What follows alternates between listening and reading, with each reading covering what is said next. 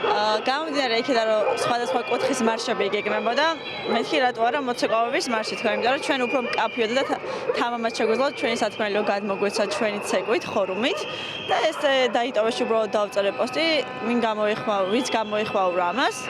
უბრალოდ შადი გავაკეთეთ, შევიკრიბეთ 7 საათზე ფილარმონიის 21 დეკემბერს და უბრალოდ იქ ვთქვით, რომ აი ჯაჭვი გაკეთდებოდა უბრალოდ ხორუმის ჯაჭვი.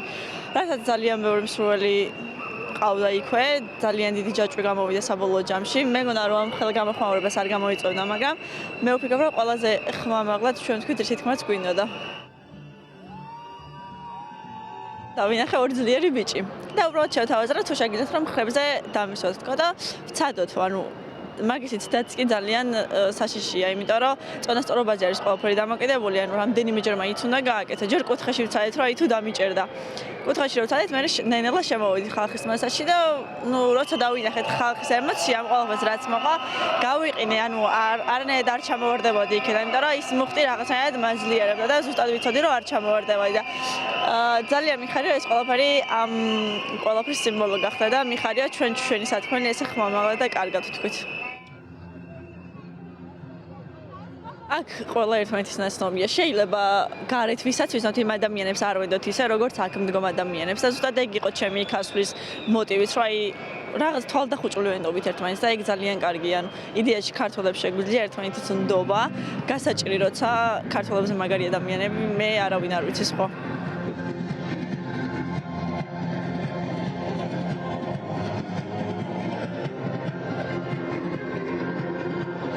მოგეხსენებათ, ხორუმი არის საბრძოლო ცეკვა და საქართველოს დღეს იბრძვის თავისუფლებისთვის და ზუსტად ამიტომ დავარქვით ხორუმი და ზუსტად ამიტომ ვიცეკვეთ ხორუმით და ძალიან დიდი სურვილი გვაქვს ყველას, რომ გამარჯვების ცეკვა ვიცეკვოთ, აჭარული და დიდი იმედი მაქვს, რომ ამას ძალიან მალე მოვახერხებთ.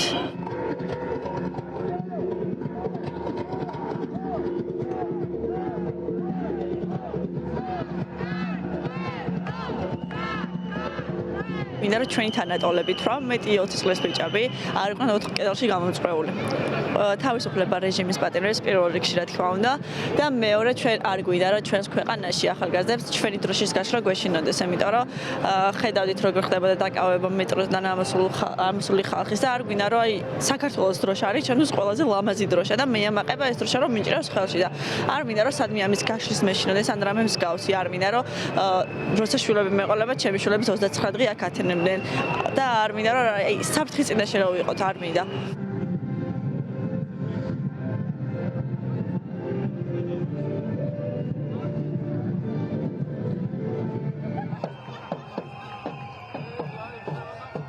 ხალხს გონია რომ ჩვენ ახალგაზრდებს ევროპა გვინდა, იმიტომ რომ რაღაც ჩვენს ღირებულებებს დავუკარგავთ, ან არ ვაპირებთ არაფრის დაკარგვას, ეს ქართული ცეკვა, ქართული ფოლკლორი, ყველაფერს შევინარჩუნებთ, უბრალოდ ჩვენ გვინდა თავისუფლება, გვინდა რომ არ გვეშინოდეს, გვინდა რომ პოლიციას თავისი მნიშვნელობა, რაც აქვს, ეს მნიშვნელობა ქონდეს და ჩვენს ადამიანების მხარეს იყოს. არ გვინდა რომ რამის გვეშინოდეს, უაზროდ გვირდყავდნენ, გვცემდნენ, ანუ ქვეყანაში სადაც ესე იქცევიან ადამიანებს, იმ ქვეყანაში მე ვფიქრობ, თუ ესე გაგრძელდება, ქართველები აღარ დარჩებიან და ზუსტად არ მინდა რომ მეც ერთ-ერთი ეგეთი ადამიანი ვიყო, რა საქართველოს მალე დატოვებს და სხვა ქვეყანაში გადავიდეს. არ მინდა. მინდა სადაც დავიბადე, გავჩდი, იქ ვიცხოვრო და იქ შევქმნა მეც მომავალი.